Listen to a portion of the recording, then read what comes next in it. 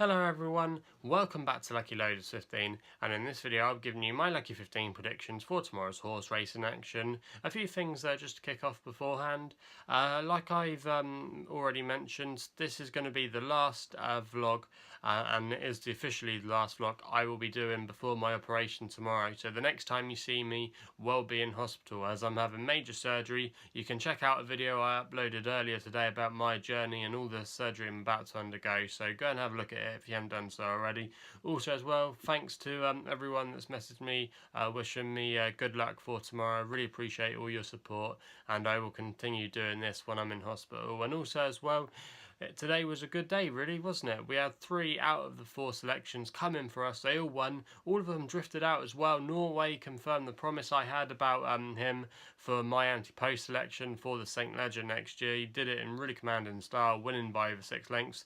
Drifted out to 7-2. And then Oak Vintage again won by 19 lengths. Drifted out from around about a 6-4 shot to 3-1. And then again, Commodore Barry at Seville drifted out to 5-1 from 11-4 at Seville in the last race, so that was good there.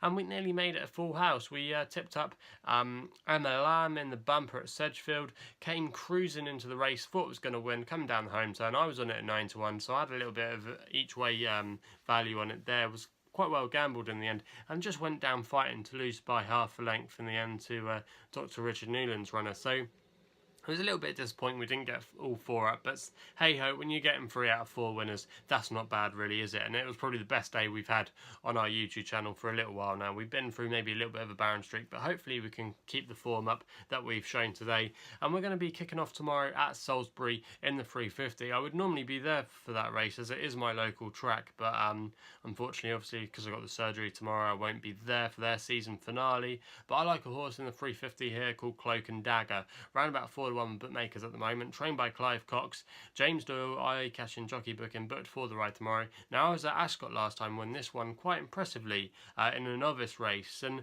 this horse had caught my eye a few times this season, especially on its run at Newbury when it finished in 4th place, which actually has worked out quite well and is quite a strong piece of form.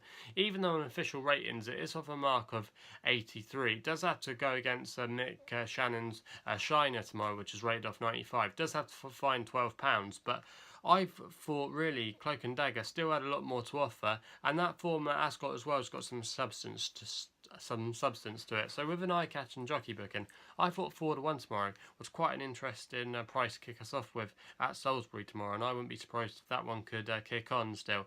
We then stay at Salisbury for the 420 with a horse called Beyond Equal, 9-2 bookmakers at the moment, trained by Stuart Kitto. Fran Berry's booked for the ride. This horse is a previous course and distance winner and won last time out at Forslash in quite convincing style. It's been a consistent performer in recent starts, and I thought actually out of the whole field, Beyond Equal was the one you wanted to be with, and I thought 9-2 wasn't a bad selection there.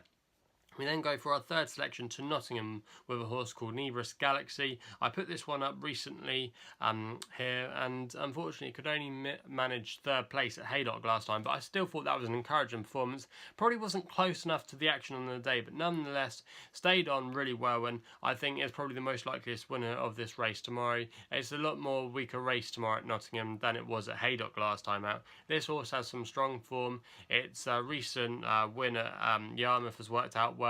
The 3rd before that as well at Haydock has worked out well. O'Sheen Murphy booked for tomorrow for Ishmael Mohammed. I thought that's really strong jockey booking there. He's the man in form at the moment, and a few of these horses have got some question marks over their staying ability. We know Nibras Galaxy stays, and I thought 7-2 tomorrow could maybe go, and I wouldn't be surprised if this horse maybe went off something maybe like 5-2, 9-4 shot.